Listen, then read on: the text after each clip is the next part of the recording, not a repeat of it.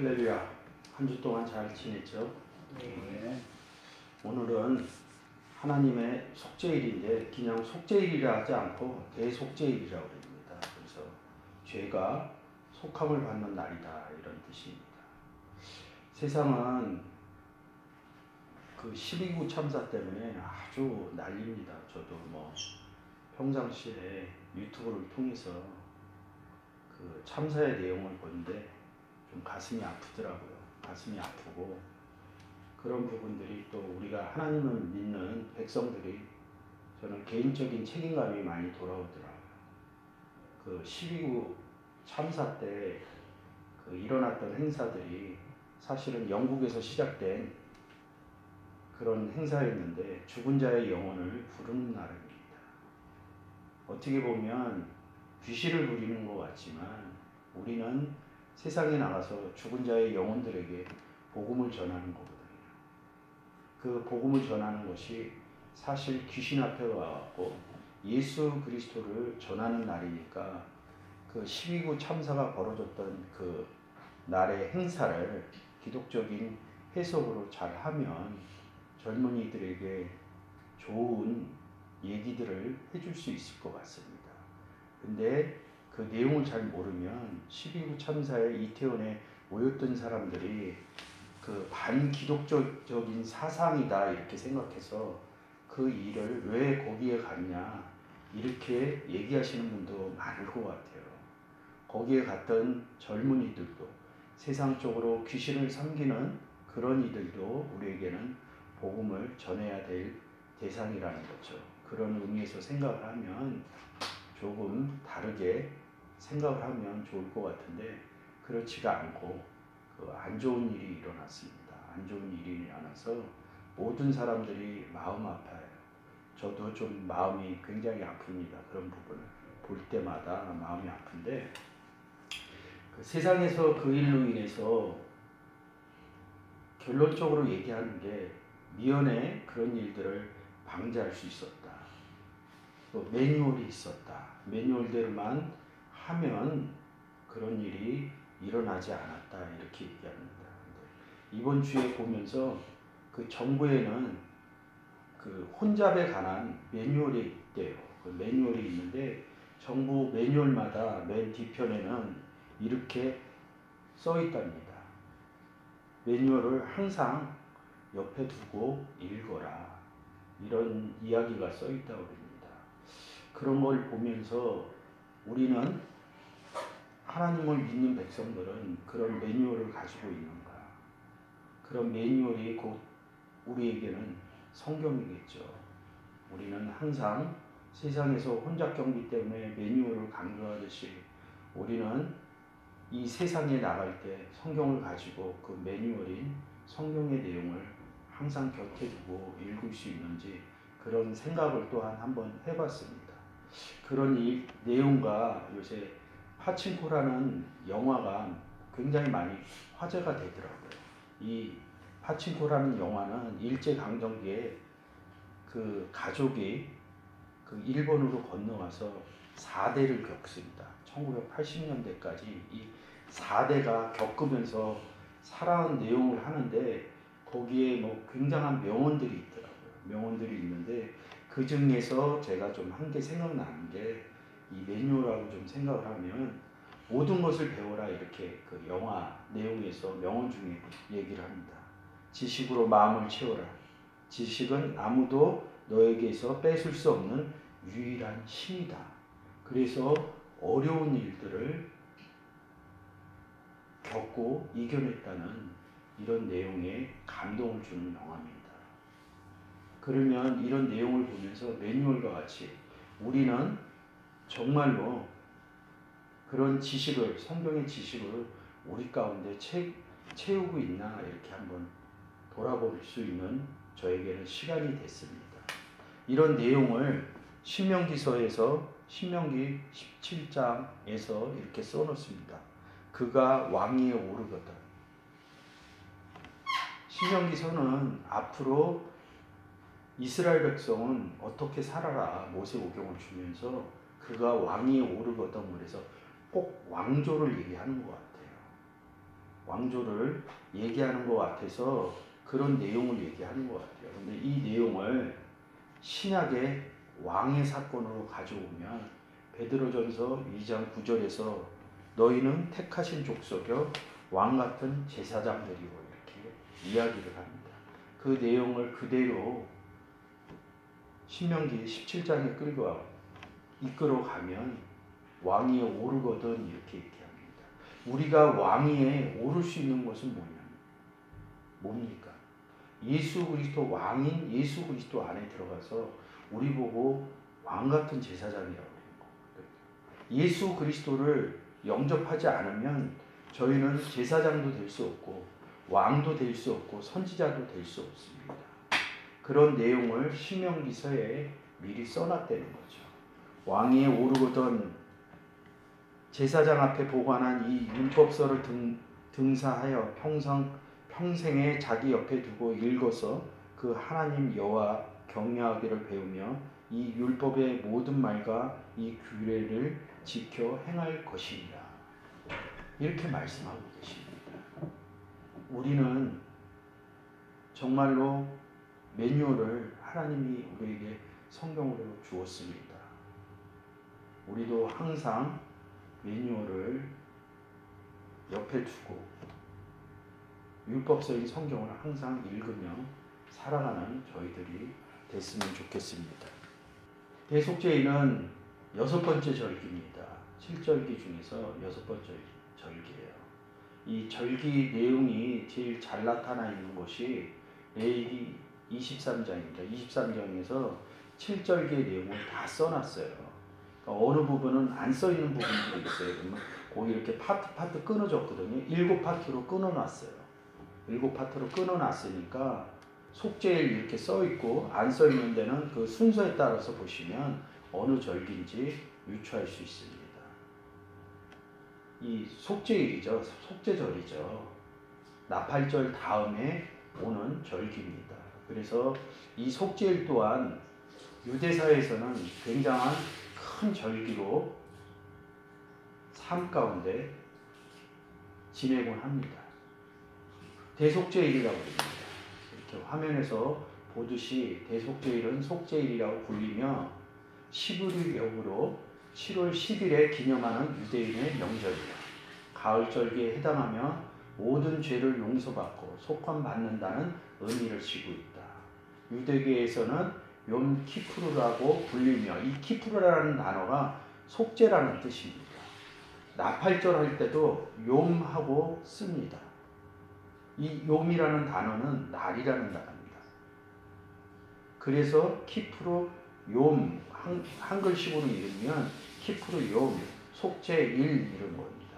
이 욤이라는 것은 날이라는 거고 창세기 1장 5절에서 빛을 날이라 했다, 낮이라 했다 이럴 때 같은 의미로 보시면 빛의 속죄가 이루어지는 날이라고 생각하면 조금 편할 것 같습니다.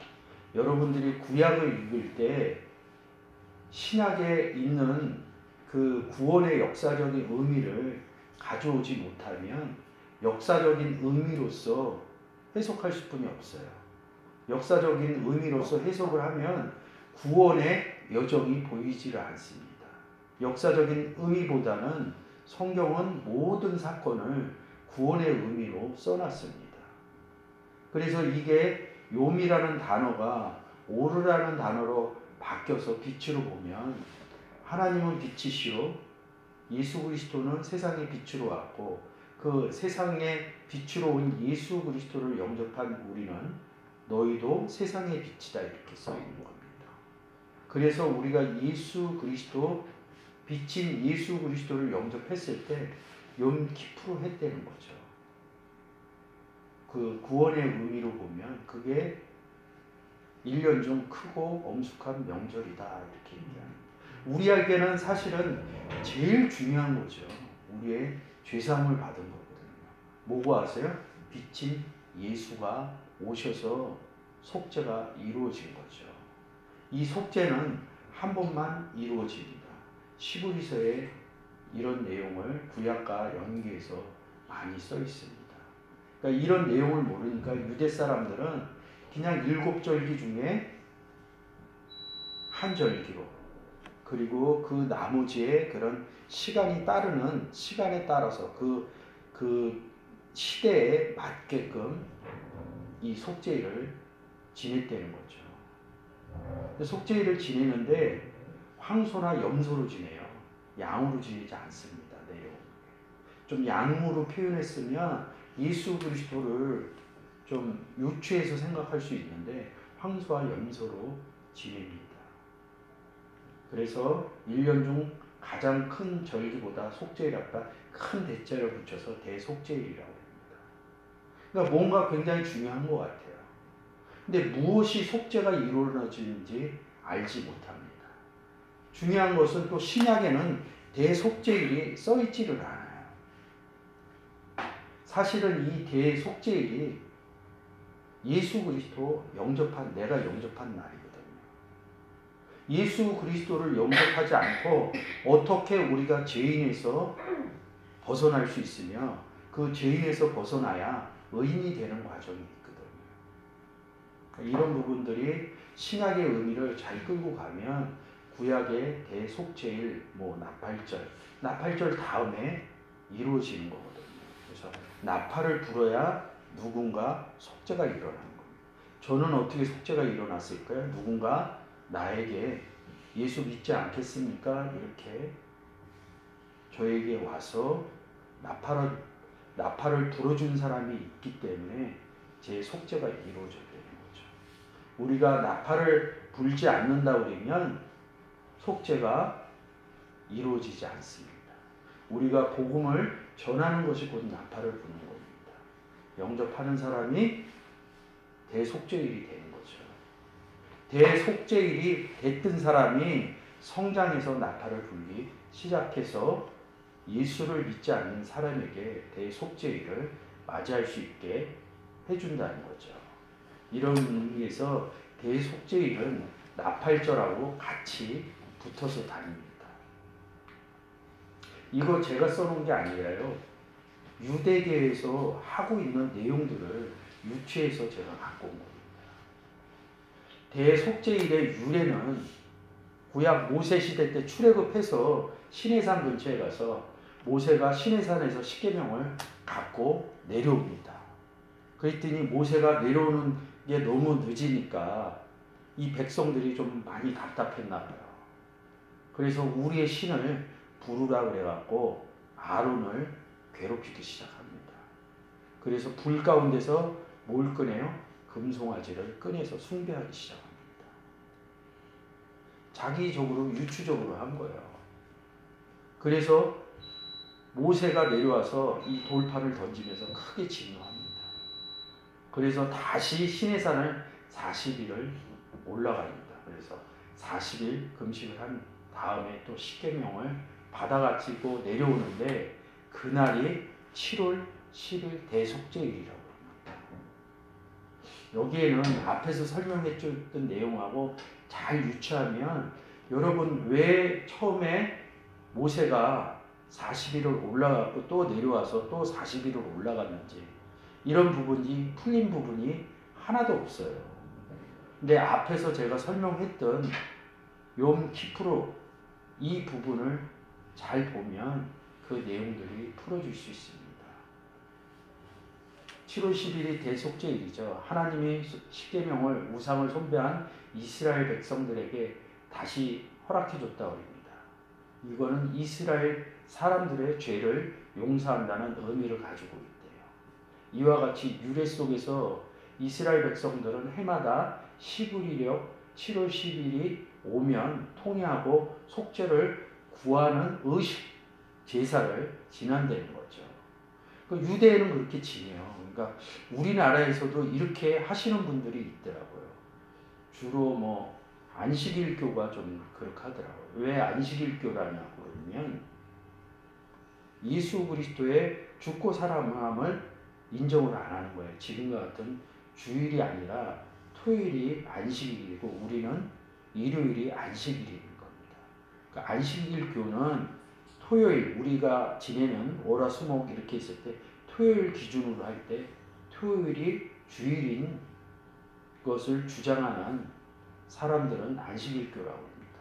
우리는 안식일교가 아니겠죠. 일단 일요일로 주일을 성수하고 있으니까요. 근데 왜 우리는 주일날 성수를 해요? 우리에게 대속죄가 이루어졌기 때문에 우리는 이런 행사를 안 해도 됩니다. 그래서 개신교회는 대속죄 행사를 안 하는 거예요. 이게 괜히 안 하는 게 아니라 안식일교에서는 제가 알기로는 하는 거로 알고 있어요.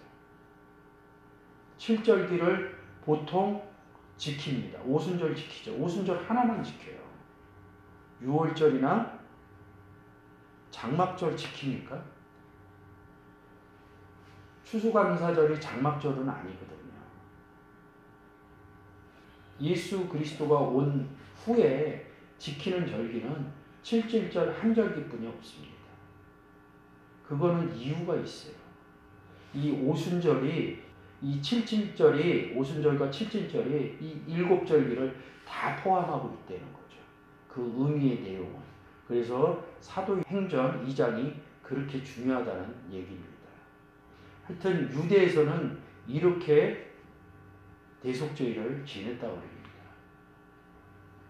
근데 재밌는 게 뭐냐면 이 대속죄일은 죄가 완전히 사해지는 날이라고 얘기를 해요. 그러면 우리는 다시 죄사함을 받을 일이 없어요. 근데 매년마다 이들은 죄사함 대절기를 지키거든요. 우리는 한 번 죄사함 받으면 영원한 죄사함입니다. 영단번이라고 그러거든요. 예수 그리스도가 있느냐 없느냐에 따라서 없을 때는 죄인이고 영접했을 때는 죄인이 아닌 겁니다. 간단한 논리인데 그럼 왜 자꾸 죄에 대해서 얘기를 하느냐. 이 부분이 정리가 안 되는 거예요. 예수를 영접했느냐 안 했느냐에서 죄라는 부분이 정리가 안 되니까 자꾸 삶에서 그건 삶을 바르게 살지 못하는 겁니다. 삶에서 삶이 얘기하는 준법이나 도덕이나 헌법이나 형법이나 여기서 짓는 죄예요.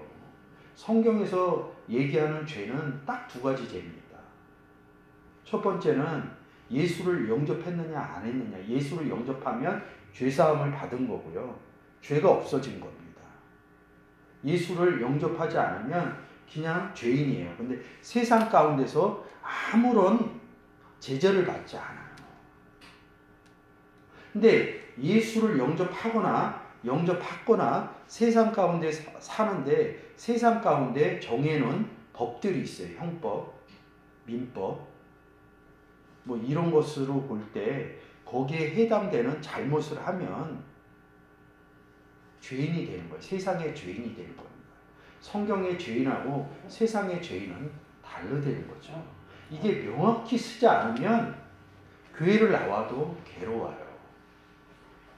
근데 예수 그리스도를 전하기 위해서 세상도 잘 살아야 된다 이렇게 얘기를 하는 겁니다. 예수 그리스도를 영접을 하면 우리는 죄사함을 받은 겁니다.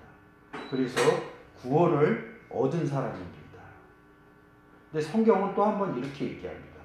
사망에 이르는 죄, 사망에 이르지 않는 죄. 이렇게 요한일서 5장에서 이렇게 써 있습니다. 사망에 이르는 죄는 예수 그리스도가 없을 때 사망에 이르는 죄다. 이렇게 얘기합니다. 그럼 사망에 이르는 죄가 무엇이냐? 예수 그리스도와 같이 여기 뒤에서도 설명을 하겠지만 예수 그리스도와 같이 복음을 전하지 않을 때 사망에 이르지 않는 죄를 지었다. 이렇게 얘기를 합니다. 이 사망에 이르지 않는 죄를 짓기 위해서는 복음을 전해야 돼요. 복음을 전한다는 것은 7절기에서 나팔을 분다. 나팔절이다. 저번주에 제가 이렇게 말씀드렸습니다. 그래서 이 화면에서 보는 것처럼 이 대속죄일은 나팔절하고 같이 얘기해요. 5번째 줄서부터 제가 읽어보겠습니다. 대속죄일은 열흘 전인 11일역 7월 1일 나팔절에서 나팔을 크게 불어 회개를 촉구하고 그래서 신약에서 회개하라 천국이 가까워하느니라 이렇게 얘기를 하는 거예요. 대속죄를 경건하게 준비하라고 나팔절이라는 절기가 제정되어 있다. 나팔절의 의미는 대속죄일의 준비 그 자체이다. 행사를 보면 7월 1일 날 나팔절 회개의 촉구를 하는 그런 행사들을 합니다. 그리고 12일 날 대속죄일이 이루어진다는 거죠. 10일이라는 간격으로. 근데 우리는 대속죄일을 준비하는데 나팔을 부는데 이 대속죄일을 맞이하는 사람이 나팔을 부는 순간 이분이 예수를 영접하는 경우도 있고요. 우리가 신앙생활을 하면서 예수 믿으세요 한 사람에게 오래 하신 분도 있습니다. 1년이 걸린 분도 있고 2년이 걸린 분도 있고 그래서 예수를 영접해서 교회를 나오는 기간이 다 사람마다 달라요. 저만 봐도 결혼 후 많은 시간이 흐른 다음에 예수를 영접했습니다. 성경에서 말하는 그런 기간의 날짜들은 현실에서 잘 맞지는 않습니다. 보통 나팔을 불 때 그런 것들이 변화된다 이렇게 얘기합니다. 그래서 고린도전서 15장에서 예수 그리스도가 죽고 살아날 때 호련히 변화래. 순식간에 호련히 변화된다 이렇게 써 있는 겁니다. 예수 그리스도 영접하는 게 한순간에 이루어진다 이렇게 얘기를 합니다. 근데 나팔을 불지 않으면요. 대속죄일은 올 수가 없다는 거죠. 그래서 나팔절의 의미는 대속죄일을 준비하는 그 자체다 이렇게 써놓은 겁니다. 성경의 내용에서 절기를 경건하게 준비하기 위하여 준비성으로 제정된 절기는 나팔절 외에는 없다. 나팔 같은 큰 음성을 집어넣으면 되겠죠. 그러면 여러분들이 구약에서 레위기 23장에서 7절기가 뭐 어렵겠습니까? 이 7절기는 나의 얘기입니다. 나의 성장 얘기와 7.7절 전은 나의 예수 그리스도를 영접해서 성장한 겁니다. 7.7절은 어른이 돼서 가정을 꾸면서 자녀를 낳듯이 열매 맺는 자녀를 낳으려면 성장이 돼야 돼요. 예수 그리스도도 누가복음 4장에서 회당에서 서서 성령이 내게 임하사 성경을 펴고 뭔 얘기를 했겠어요? 성경에 대해서 나팔을 분 겁니다. 그 나이가 언제입니까? 30세라고. 30세 이후죠. 세 번째 이후라는 소리입니다. 성경이 그냥 기록해 놓은 게 없습니다. 그 의미를 우리가 하나님 은혜로 유추해내지 못해서 그렇지 성경은 공부하면 공부할수록 제가 볼 때는 그 의미를 다 집어넣어놨다는 거죠. 단지 우리가 그거를 잘 모를 뿐이죠. 처음 서두에 시작됐듯이 매뉴얼인 율법서 성경책을 옆에다 놓고 항상 본다 그러면 그런 의미가 저는 깨달아질 것이라고 생각이 듭니다. 물론 하나님 은혜가 있어야겠죠. 그래서 이렇게 나팔절을 통해서 준비가 된다고 합니다. 이 나팔절이 끝나고 속죄를 하면 황소와 염소를 잡습니다. 그래서 번제단에 올려요. 번제단에 올린다 그러면 이 번제단이 어디 있습니까? 성전의 문을 통해서 바로 있는 게 번제단입니다. 그러니까 이 황소와 염소는 성전 안에 들어갔다는 얘기죠. 이런 의미로 보면 조금 성경 보는 일이 좀 달라집니다. 그래서 신약의 대속죄일을 이렇게 잘 표현했더라고요. 하단에 구약의 대속죄일의 의식은 신약의 성소의 실체가 되는 그리스도가 평시에 성도들의 죄를 대신 짊어지고 있다가 대속죄일의 죄의 근원인 아세셀 수염소를 실천인 사단에게 넘겨 모든 죄가 완전히 사해지는 원리로서 성취된다 이렇게 얘기합니다. 하나는 이스라엘에서 잡고요. 한 마리는 어디로 보내요? 이 수염소를 광야로 보내는 겁니다. 지금 이 읽은 내용이 수염소가 예수 그리스도다 이렇게 얘기를 하고 있습니다. 신학적으로. 그럼 이 아세살 염소를 저는 처음에 모를 때는요. 왜 광야로 보내?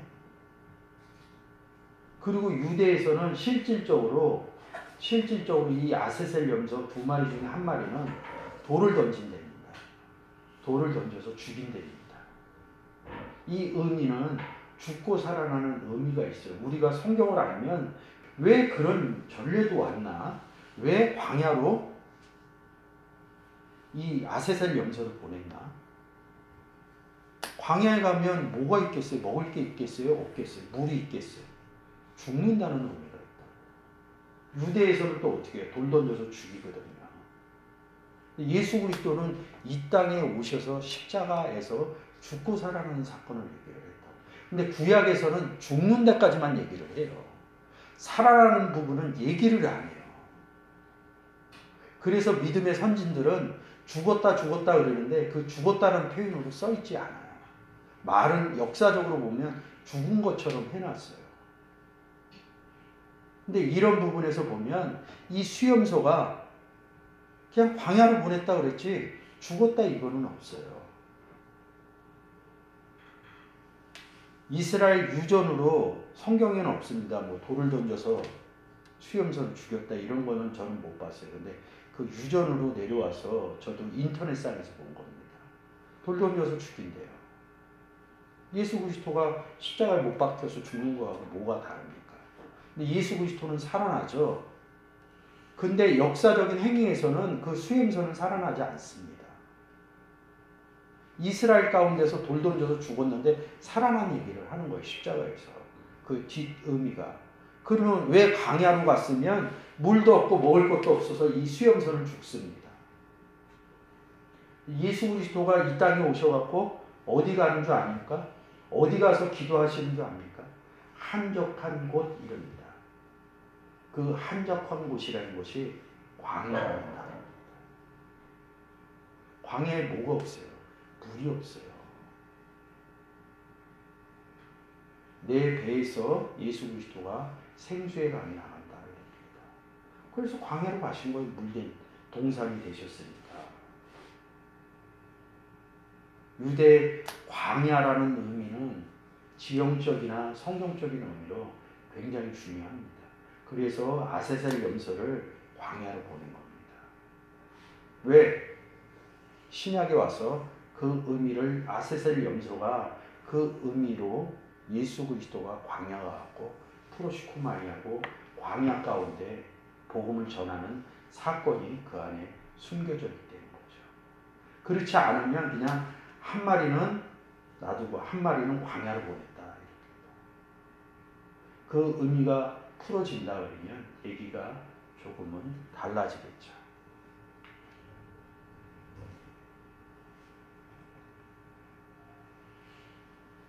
그 하단에 써 있네요. 제가 설명한 내용이 이 죄는 이후 아사셀로 제비 뽑은 염소에게 안수한 후 아사셀 수염소를 무인지경이 광야에 풀어놓게 되는데 아사셀 수염소는 이스라엘의 모든 죄를 짊어지고 광야에서 배회하다 죽게 되어 이스라엘의 모든 죄는 소멸하게 된다. 아니, 한 번만 소멸하면 되지 빼면 안 되니까요. 우리는 한 번만 소멸이 된 겁니다.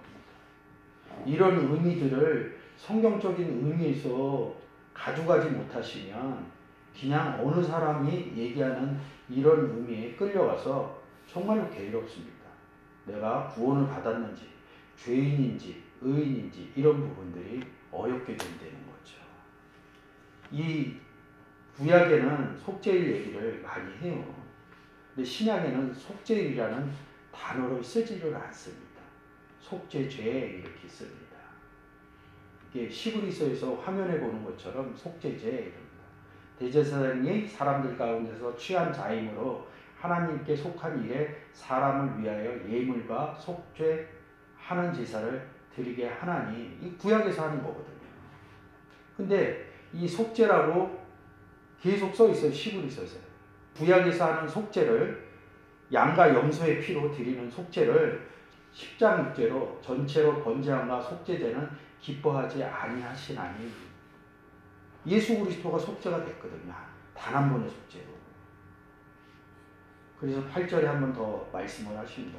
위에 말씀하시기를 제사와 예물과 전체로 번제함과 속죄는 원치도 아니하고 기뻐하지도 아니하신다 하셨고 이는 다 율법에 따라 드리는 것이라. 로마서 10장에서 뭐라 합니까? 우리를 몸을 산제사로 드리라. 이게 신약에 와서 예수 그리스도를 영접한 것이 산제사로 속죄 드리는 거거든요. 구약에서는 키프루라는 단어를 씁니다. 신약에서 대속죄를 써놓지를 않았기 때문에 예수 그리스도가 죽고 살아나는 십자가 사건이 사실은 대속죄 사건입니다. 그리고 영접하는 사건이 대속죄의 사건입니다. 우리에게. 그 의미가 유추가 되기 때문에 대속죄이라는 단어를 별도로 쓰지를 않는 거예요. 여기서 나오는 단어는 하마르티아라는 단어입니다. 이 하마르티아라는 단어는 하마르타노라는 단어에서 와요. 그냥 읽으면 반역을 맞추지 못하다. 예수 그리스도를 맞추지 못했나? 이렇게 생각할 수도 있습니다. 근데 하마르타노라는 단어는 알파라는 단어가 있어요. 이 단어가 부정적 의미와 연합됐다 이런 의미를 함께 쓰는데 연합됐다는 의미는 네 단어뿐이 없어요. 나머지 많은 단어들이 어느 단어에 붙어서 아니다라는 뜻이 있어요. 이 메로스라는 단어는 지체라는 뜻입니다. 그러니까 하마르타노라는 단어는 이 단어를 단어적으로 해석을 하려면 지체가 아니다 이런 뜻입니다. 이거를 그냥 죄인이다 아니다. 근데 우리는 누구하고 같이 있습니까? 예수 그리스도하고 같이 있죠. 한 몸이 됐죠. 그래서 우리는 그의 몸의 지체인이라 이런 겁니다. 그래서 우리는 죄인이 아닌 거예요. 하마르타노가 아닌 거예요. 여기다 알파를 붙여놓으면 뭐예요? 하마르타. 우리는 그의 몸의 죄인이라 이렇게 써야 돼요. 이 하마르타노라는 단어를 잘 보셔서 알파 아니다, 메로스가 아니다. 알파를 빼버리면 메로스잖아요. 그래서 고린도전서 12장 27절에 너희는 그리스도의 몸이요 지체의 각 부분이다. 설명이 좀 쉽죠. 죄라는 게 뭐예요? 예수 그리스도와 함께 있지 않으면 지체로서 함께 있지 않으면 죄라는 소리입니다. 같이 있지 않는 사람들이 이야기하는 게 죄 짓는 겁니다. 성경은 이렇게 하나님이 정밀하게 써놓으셨습니다. 오늘 이 시간을 통해서 다음 시간에는 그 구약의 키프로가 갖고 있는 단어들이 있어요. 성전하고도 연결되고 이런 부분을 보면 이 대속죄일 이런 것이 되게 쉽습니다. 7절입니다. 성경 보실 때도 재미있을 수 있어요. 레위기도. 대속죄일은 얘기하면 예수 영접한 날이다. 이렇게 말씀을 드릴 수가 있습니다.